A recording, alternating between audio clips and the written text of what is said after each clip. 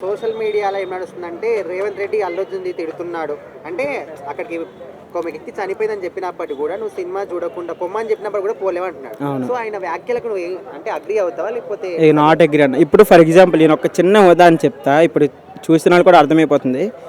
ఒక సభ ఉందన్న, సీఎం వచ్చాడు, లేకపోతే మాజీ సీఎం వచ్చారు, సభ మీటింగ్ అవుతుంది. తొక్కిసలాటలోనో ఒకరు ఆరిద్దరు చనిపోయారు. మరి సీఎం ఎందుకు అరెస్ట్ చేయరు? Simple logic. మరి అలాంటప్పుడు సీఎం ఇప్పుడు చనిపోయింది సీఎం వల్లే కదా, మరి సీఎం ఎందుకు అరెస్ట్ చేయరు?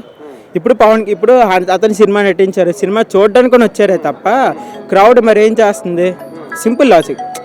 అది మీ అందరికీ తెలిసేది, నాకైతే తెలియదు. కానీ మరి ఎందుకు అంత ఇప్పుడు క్రౌడ్లో ఉంటారన్న? మరి సీఎం అరెస్ట్ చేయొచ్చు కదా. అంటే సీఎం డిపార్ట్మెంట్ మాత్రం ఉందా? అది కరెక్టే. కానీ వాళ్ళు ఏమంటున్నారంటే మేము అక్కడ చనిపోయినప్పుడు చెప్పాము అని చెప్తున్నారు. కానీ ఎవరికి మీరు పోలేరు అంటున్నారు. ఎవరికి చెప్పారన్నా? అల్లు అర్జున్‌కి పోలీసులు చెప్పారంట ఇక్కడ ఒక వ్యక్తి చనిపోయారు. అతను ఇంకో విషయం మంచి మాట అన్నారన్న. పోనీ ఇంకో విషయం మన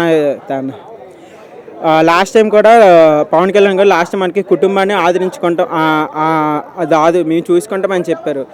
ఇప్పుడు గవర్నమెంట్ ఉంది, తెలంగాణ గవర్నమెంట్ ఉంది.